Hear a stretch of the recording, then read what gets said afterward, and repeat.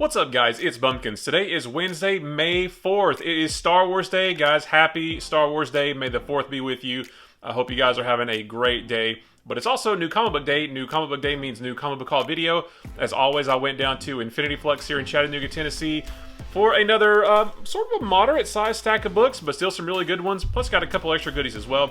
Real quick, guys, if you are looking for a comic shop and you're in the US and you want to start a pull list, reach out to Infinity Flux. They will be tagged in this video in the description below.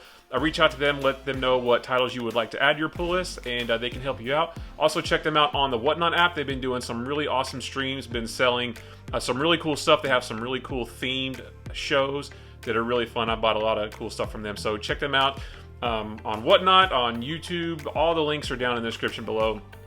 It's really great. But let's go ahead and take a look at the books this week. Because like I said, it wasn't quite as many, but still some really fun ones. Starting with Marvel, starting with Ben Reilly SpiderMan number 4. So this is the next to last issue of this miniseries, and it's really fun. It's actually, it's sort of bittersweet because it's fun revisiting the era of comics when Ben Reilly took over as Spider-Man. So for us, it was in the late 90s.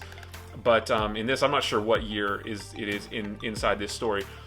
So that's fun, but then knowing what ultimately happens to him now that we've read Amazing Spider-Man number 93 and how they've drastically transformed his character, and we don't know what that's going to look like yet because we haven't seen another story with that character, with that version of him anyway, although that is coming. So it's interesting to read this knowing that that's what happens to him eventually. But in this, he takes on Spider-Side, which is another, 90s staple of Spider-Mandom. And it's really cool. It's really interesting. There's some good action, but there's some heartfelt moments as well. And I actually thought, based on how this story was going, I thought this was the last issue until like the last couple pages when something else happens. And oh, okay, well now we've got to deal with that in the last issue. So I'm enjoying this miniseries quite a bit. And, it really just makes me want more Ben Reilly stories of this kind, not the kind that we're gonna eventually get. Next up is Iron Man number 19. So again, I'm still way super far behind on Iron Man, so I haven't read this. I've got to get caught up, but I really need to, if for no other reason than these covers are awesome. Another gorgeous Alex Ross A cover, and you guys know I try not to buy. I'm just not a multiple cover guy, although I get bitten by the bug sometimes. No pun intended, because I picked up the Spider-Man anniversary variant as well. I just couldn't decide because I have all the other Alex Ross covers, so I had to get that. But I'm also trying to get all the Spider-Man anniversary covers that I can, and that looks super cool. Dan Jurgens, I mean, hello, that's awesome. So I had to get both. And already, last from Marvel for the week, Spider-Man 2099 Exodus Alpha. Before I talk about the story, real quick, Marvel super missed opportunity to not make this foil like the original Spider-Man 2099 number 1, the nice red foil there. This should have been a nice gold foil. I would have paid extra for a cover like that. I mean, that they would have been perfect together with the foil, and that's not, and that just looks weird. So, shame on you guys. But this was okay. Like, it wasn't quite as good as I wanted it to be. I found the story a little bit hard to follow in places. Like, I understand the overall gist of the story so far, but it went in some weird places, going into like cyberspace or whatever. They didn't call it that, but that was kind of the thing. But the overall story is really cool. Is basically a giant celestial has crashed into the outer wastelands of New York, and there's a organization behind it, and Spider-Man's got to find out what it is that they want with this. This celestial is giving off energy that is creating. I think they referred to it as a new Eden. So that's really neat. So I thought the art was okay. I didn't quite love it, but it was pretty good. The story was okay, not super duper great, but I still enjoyed the read. It's Spider-Man 2099, so obviously I'm going to like it somewhat. So I'm still on board to continue buying the miniseries, but I hope it sort of gets a little bit better. As for DC, it was a pretty light DC week as well, but some fun stuff. Batman number 123, so I forget what part of Shadow War we're in. I think maybe 5 or 6, I'm not sure. But it's still really fun. I really like this issue. Talia al Ghul sends her league after Deathstroke, so he's got a bunch of ninjas with guns chasing him. They actually make a point to call out ninjas with guns, which is pretty cool. But, we still got to figure out, everybody's still got to figure out who killed Ra's al Ghul and why did they frame Deathstroke for it. So it's a cool detective story, a cool mystery, a lot of cool action between Batman and Robin and Deathstroke and Respawn and Ravager and Talia al Ghul and all her ninjas, like all kinds of cool action. So yeah, this is still a really fun crossover, and again, I'll mention it again, it's a fun it's a good crossover to read because it's not like a huge event with all these extra tie-ins. It's just weaving in and out of like 2 or 3 different titles. It's easy to keep up with. It comes out on a very regular basis. I'm really enjoying it. Next up is Batman Beyond Neo Year number 2. So this is a fun miniseries. I think I mentioned last time, I had never really read too many comics featuring Batman Beyond. I loved the cartoon back in the day, but I've never really read that many comics with him.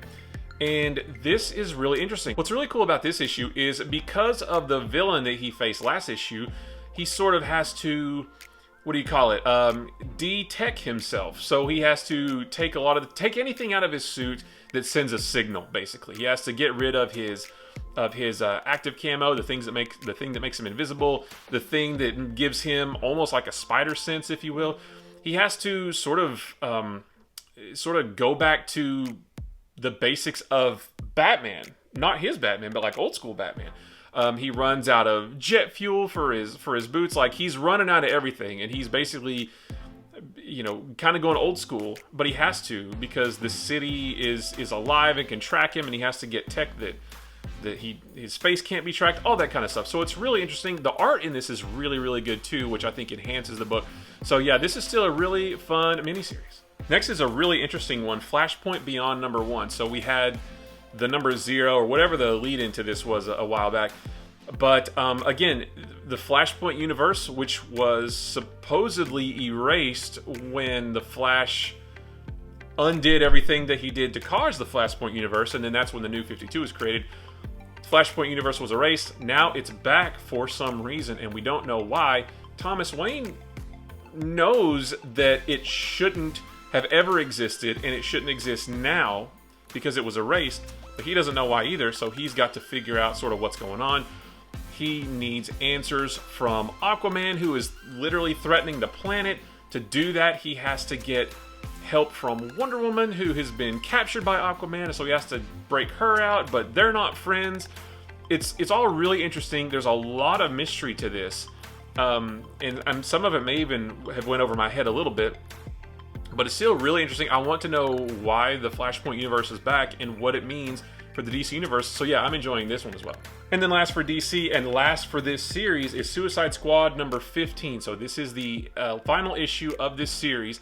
And this issue felt wildly different than every other issue in this series. Every other issue, it was interesting reading this series while the Peacemaker TV series was going on, because Peacemaker, it's not all about Peacemaker, but he's in it. Peacemaker in this whole series has been way more serious than in the TV show, so it's been a nice sort of contrast. This felt more like the James Gunn The Suicide Squad movie. It wasn't that over the top funny and slapstick and that kind of thing, but it was still a lot more lighthearted. The Suicide Squad wants to kidnap Lex Luthor because they're out of money, and that's pretty much it. And they set up all these different plans to try to get him, and he has all these different counters for those plans.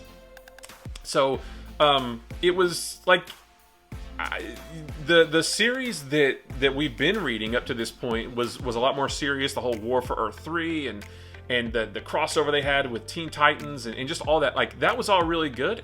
But the tone of this book was also really good, and I wouldn't mind seeing this series continue with that same tone.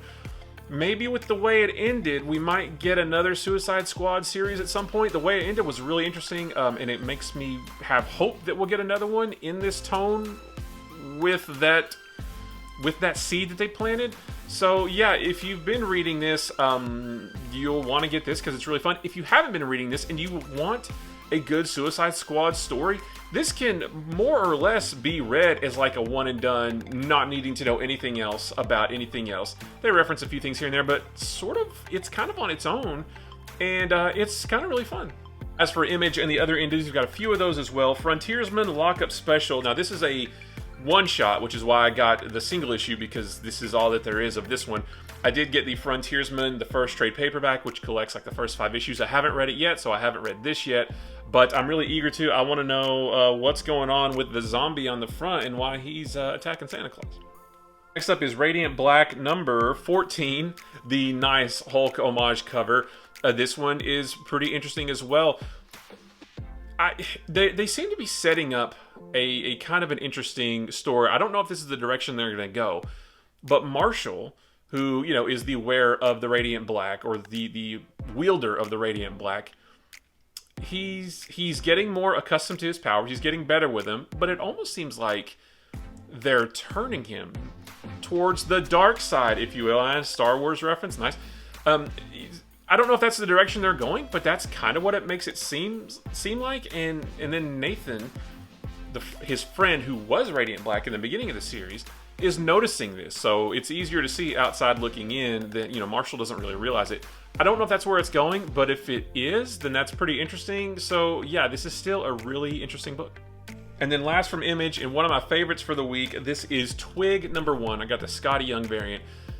This book is visually gorgeous, and the story was really fun too. This isn't a super deep, heady book. This is just this little dude named Twig. He gets this, like this precious gem, or it looks more like a ruby egg, if you will, is what it looks like. He gets it from the belly of this giant mountain creature. He has to figure out what it is, so he goes on a journey to get to the person that can tell him all about it.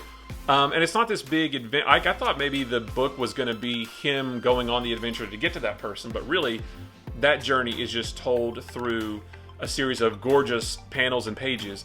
It's what he sees when he gets to his destination. That's where the story is going to go. Really interesting. The Twig is super adorable. I mean, I can't remember his little buddy's name here, but he was really cute too. The whole thing is great. The art is fantastic. The unsung hero, well, I don't know if it's unsung. I think maybe the real hero of this book is the colors. When I opened this book, and as I was reading through it, flipping to a page, in the beginning there's this beautiful 2-page spread, and it made me, it reminded me of when you're looking at your phone and you turn the brightness all the way up, which, you know, you don't ever want to do because it kills your battery. But sometimes if you turn the brightness all the way up, everything is just colorful and bright and pops. That's what the inside of this book is like. Like if you were to read, you know, like I read Radiant Black, and to use my analogy, this was like looking at my phone screen normally. And then this was like turning up the brightness all the way and then looking at it. This was gorgeous. I am definitely going to buy this in single issues just because I want to read it as it comes out. It's going to make a gorgeous trade, or if they do some kind of like really high glossy hardcover would be really cool as well. I think it's a miniseries. I don't know how many issues it is. I might be wrong about all that, but this was a really fun story. I can't wait to see where his adventures take him, especially if they keep looking this good. Got a couple other indies as well. Teenage Mutant Ninja Turtles number 128. Just like with 127, I haven't been reading this. I do have the first couple of hardcovers, which I can't wait to read because I do want to read this series, but I haven't been reading this. I kind of got caught up in the hype of Venus de Milo first appearing, or her first appearance being in at the end of the last book and now in this one. So I don't, you know, I probably am not going to read this now. Hopefully I will get caught up to this point at some point. But yeah, I just, you know, I just wanted to have it because you never know. And then last, but certainly not least, Transformers Beast Wars number 15, cover B. I've never read a Beast Wars comic before. I never even watched Beast Wars when it was a CGI show back in the late 90s. I'd kind of aged out of it by then. But I got this one because my buddy Andy, who works at Infinity Flux, he did the cover for this. This is so awesome, and he was gracious enough to sign it. So this is super cool. I love that artwork. I love the colors. He did all of the artwork on this. The pencils, the inking, the color. He did all of it. I love the contrast, especially up here with the green and the orange against the purple. That's really cool. So I just thought this was super cool. Andy, this is an amazing job. Andy's got more stuff coming. So be on the lookout for that. I can't wait to see all that stuff. So yeah, I just thought it was so cool that I had to get 2 of them, both signed. So thank you again, Andy, for that. So yeah, I just love this cover and I had to pick it up. But the fun doesn't stop there. I got a couple extra goodies as well. The first one being this epic collection of Ghost Rider. So this actually collects Marvel Spotlight 5 through 12. So Marvel Spotlight is Ghost Rider's first appearance, and he appeared in that series for the next several issues. I'm actually reading those. I think I'll be hitting like issue number 8. I want to say this week for my History of Marvel video, so be on the lookout for that. But so it collects those, and then Ghost Rider 1 through 11, the Ghost Rider proper title from the mid-70s, and then Marvel Team Up number 15. So this just gives you Ghost Rider's origin. It's kind of funny, in the early days of Ghost Rider, he just automatically became Ghost Rider at night and then changed back to Johnny Blaze in the daytime. Kind of like a werewolf with a full moon, only it's every single night. So I'm still in the early issues of reading this, so it's still trying to find its footing, but I just wanted to have these old stories. I don't think this has ever been in an omnibus, but when I saw it as an Epic Collection, I knew I had to have it. So sticking with that theme, Spirits of Vengeance, Rise of the Midnight Suns trade paperback. I loved Rise of the Midnight Suns when I was a kid in the 90s.